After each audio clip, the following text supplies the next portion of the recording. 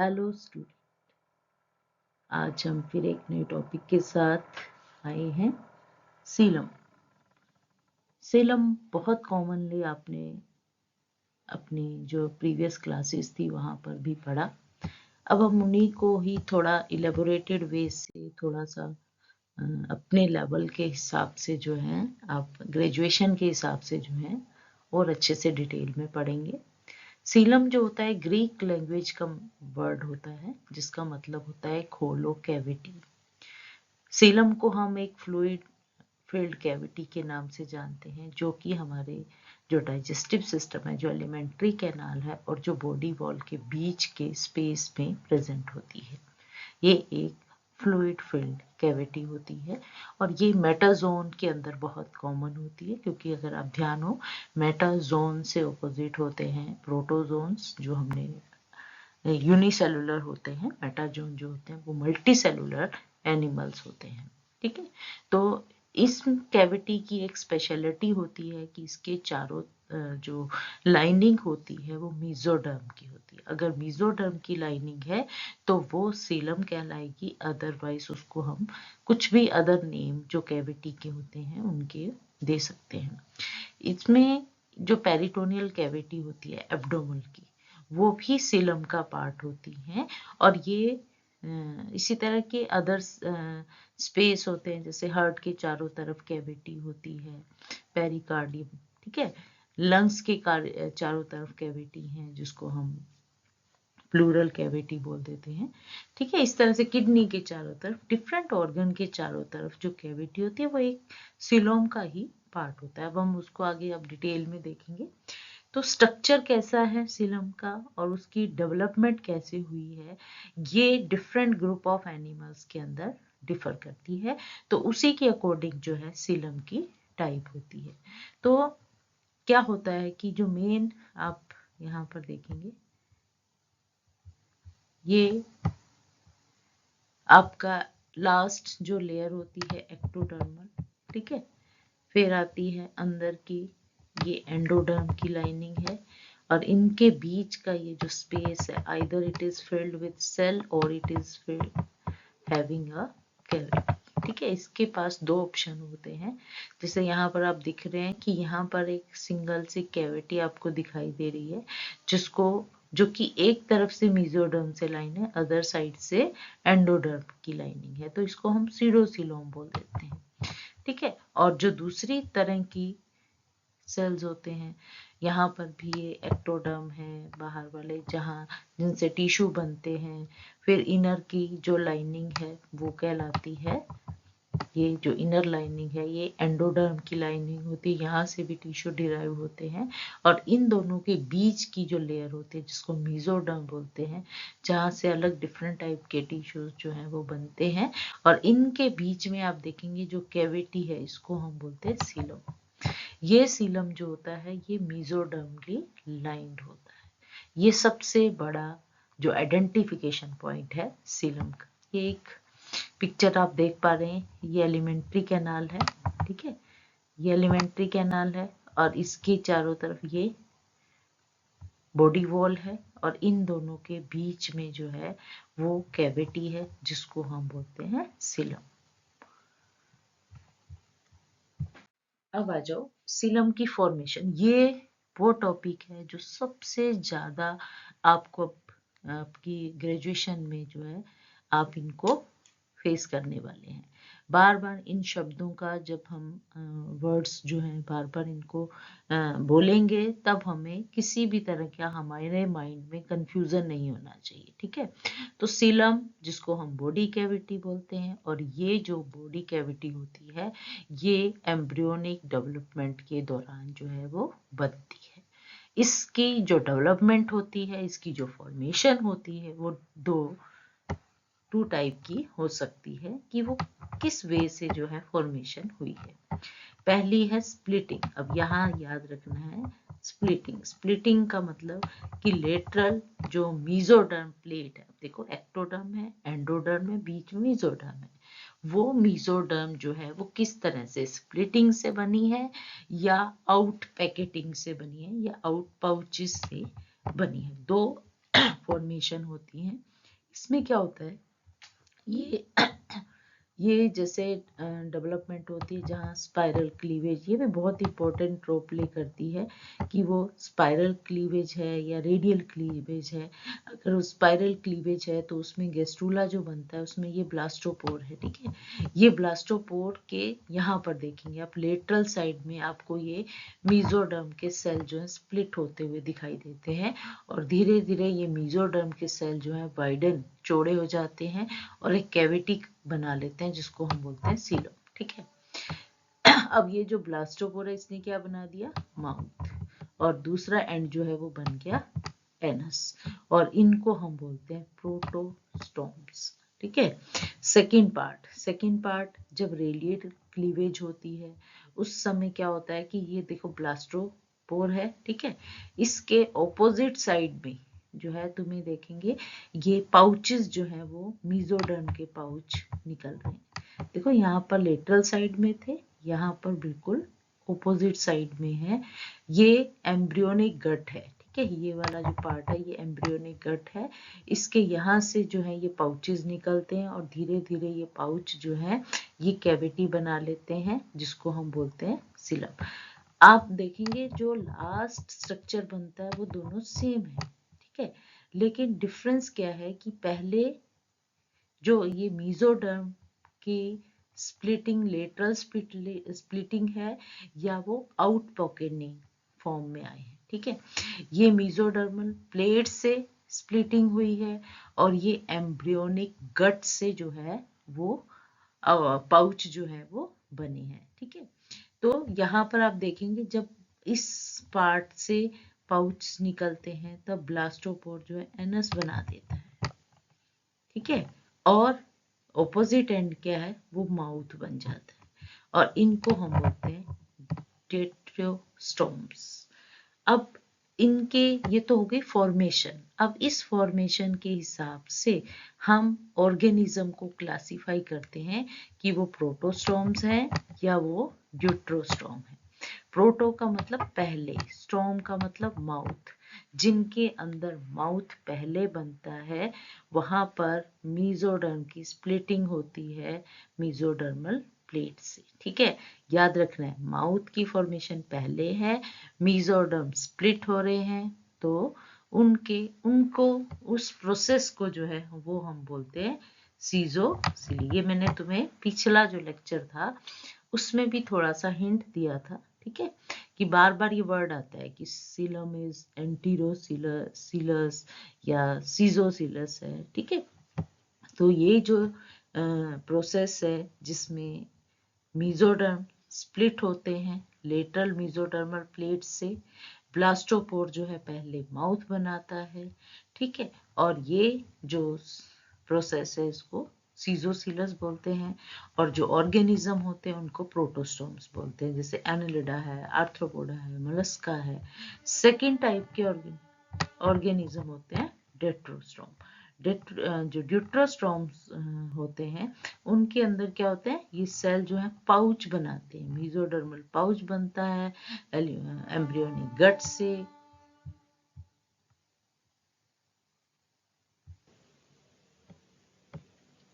ठीक है, तो मीजोडर्मल पाउच से जो है वो,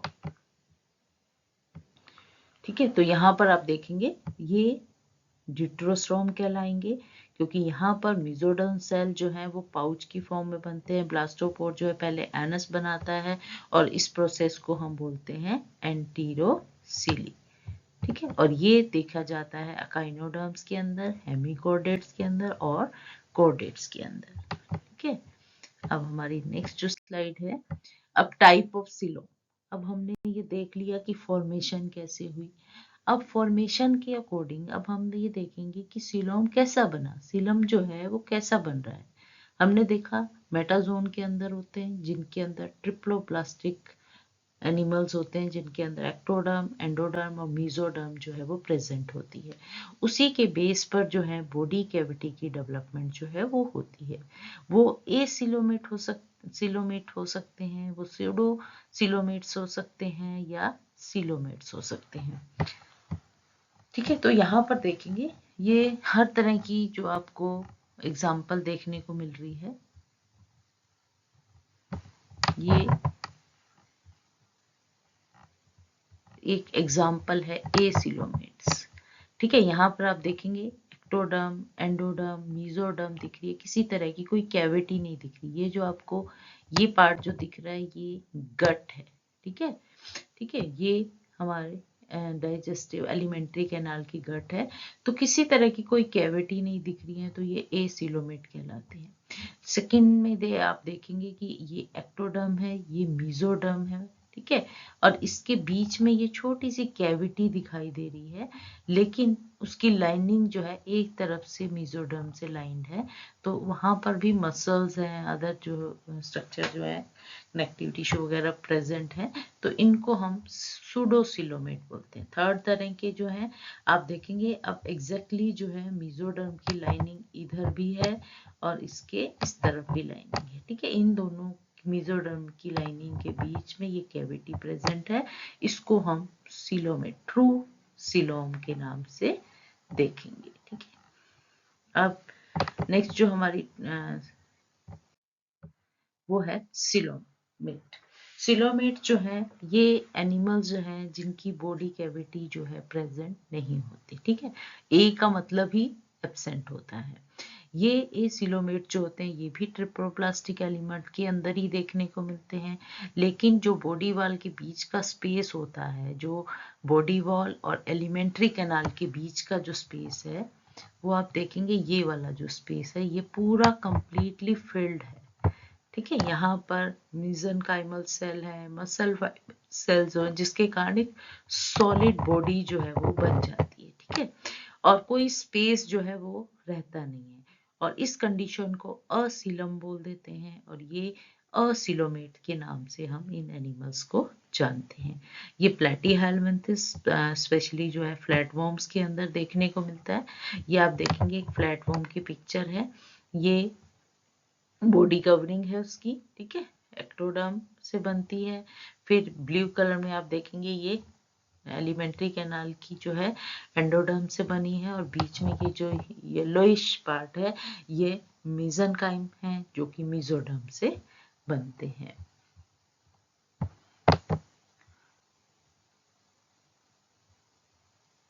फिर आ जाओ इसमें आप सूडोसिलोमेट। सूडोसिलोमेट जो होते हैं इन एनिमल्स के अंदर जो बॉडी कैविटी होती है वो एग्जैक्टली जो कैविटी होती है मीजोडर्म की लाइन होती है वैसी नहीं होती। उसको हम क्योंकि कैविटी बन गई है, अब जो एनिमल है उनके अंदर कैविटी तो बन गई है, लेकिन वो कैविटी सूडोसिलोम भी हो सकती है और सिलोम, ट्रू सिलोम भी हो सकती है। अब इस कैविटी की कैरेक्टरिस्टिक्स कैसे देख पाएंगे कि अगर वो बॉडी फ्लूइड की जो बॉडी कैविटी है वो डाइजेस्टिव सिस्टम और आउटर बॉडी वॉल से जो है सेपरेट तो हो रही है, यहाँ पर आप देखेंगे ये कैविटी तो बन गई है। ठीक है, लेकिन ये कैविटी जो है जिसको हम सूडोसिलम बोलते हैं ये मीजोडर्म से लाइंड नहीं रहती। आप देखेंगे इस साइड में ये मीजोडर्म से लाइन है, लेकिन यहाँ पर ये एंडोडर्म की से जो एलिमेंट्री कैनाल बनती है उसकी वॉल है। ठीक है, तो यहाँ पर सिलम जो होती है वो सूडोसिलोमेट कहलाते हैं क्योंकि वो इनकम्प्लीटली लाइंड बाय मीसोडर्म। ठीक है, ये आप देखेंगे इनके जो निमेथीहालमिन्थिस है इनके अंदर निमेटोड्स के अंदर जो है फाइलम जो है उसमें देखने को मिलता है राउंड वॉर्म जो होते हैं। यहाँ पर आप देखेंगे इनके अंदर इस तरह की सूडोसिलोम जो है वो प्रेजेंट होता है। इसमें नेक्स्ट जो आता है वो है सिलोमेट। सिलोमेट जो होते हैं ये इनकी जो बॉडी कैविटी होती है वो exactly fluid filled body cavity होती है जो मीजोडर्म से लाइन होती है, जो डाइजेस्टिव सिस्टम और जो एलिमेंट्री कैनाल या डाइजेस्टिव ट्रैक है उसको आउटर बॉडी वॉल से सेपरेट करती है। तो यहाँ पर आप देखेंगे एग्जैक्टली जो ट्रू सिलोम जो है वो प्रेजेंट है। ये सिलोमिक एपिथेलियम की जो लाइनिंग होती है जो आप देखेंगे ना ये बाहर की बॉडी वॉल, ये बॉडी वॉल है जो एक्टोडर्म से बनी है, उसके नीचे जो है यहाँ पर ये जो मेसोडर्म की लाइनिंग है, ये सिलोमिक एपिथेलियम, जिसको हम पेराइटल लेयर भी बोल देते हैं, सोमेटिक लेयर भी बोल देते हैं, ठीक है। और दूसरी जो सिलोमिक एपिथेलियम है ये वाली, ये जो अबव द गट वॉल है, यानी कि जो गट है उसके बाहर की तरफ जो प्रेजेंट है, जिसको हम विसरल लेयर या स्प्लेंचिक लेयर के नाम से जो है जानते हैं। बोथ लेयर जो है मेसोडर्मल ओरिजिन है, और ये मेसेंट्रीज हैं, ये आप देख रहे हैं, जो आउटर और इनर मेसोडर्मल एपिथेलियम को आपस में जोड़ती है और ऑर्गन को जो है, इंटरनल ऑर्गन को सस्पेंडेड फॉर्म में रखती है। एनालिड्स हैं, मोलस्क्स हैं, आर्थ्रोपोडा है, उनके अंदर जो है ये इस तरह का ट्रू सिलोम जो है देखने को मिलता है। तो यहाँ पर हम रिवाइज भी कर पाएंगे। ये आप एसिलोमेट देख रहे हैं, फ्लैटवर्म के अंदर कोई कैविटी प्रेजेंट नहीं है। फिर हम देखते हैं ये सूडोसिलोम्स, जो सूडोसिलोम है उनके अंदर आप देखेंगे ये सिंगल कैविटी जो है वो प्रेजेंट है, हाफली, जो एक साइड से मेसोडर्मल लाइन होती है। फिर यहाँ पर ये ट्रू सिलोम प्रेजेंट है, एनालिड्स, मोलस्का, आर्थ्रोपोडा, गाइनोडर्मेटा, कोडेट्स के अंदर जो है ये क्या करती है, ऑर्गन्स को जो है अपनी पोजीशन पे सस्पेंडेड फॉर्म में इंटैक्ट रखती हैं, जिसके कारण बॉडी जो है वो ज्यादा मूव नहीं करती है, ठीक है। तो ये था ट्रू सिलोम। अब हमारा जो नेक्स्ट है वो स्लाइड है इम्पोर्टेंस। बहुत ही इम्पोर्टेंट क्वेश्चन है। Function of coelom, significance of coelom, importance of coelom के नाम से ये क्वेश्चन जो है आपको एग्जाम में देखने को मिलता है।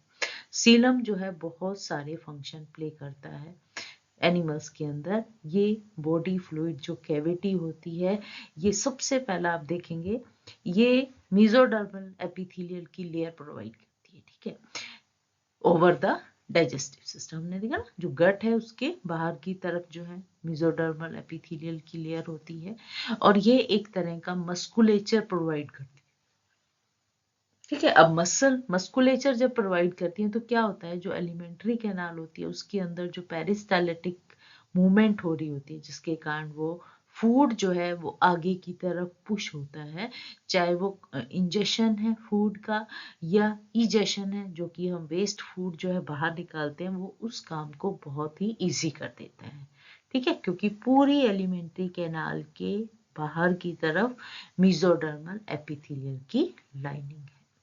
फिर सेकंड, अब क्योंकि कैविटी बनती है, एक स्पेस प्रोवाइड हो जाता है जिसमें एलिमेंट्री कैनाल जो है वो अपनी जो क्वाइलिंग है, इलोंगेटेड क्वाइल फॉर्म में जो है वो प्रेजेंट हो सकती है, जिसके कारण जो है वो एब्जॉर्प्टिव सरफेस जो है वो बढ़ जाता है, ठीक है।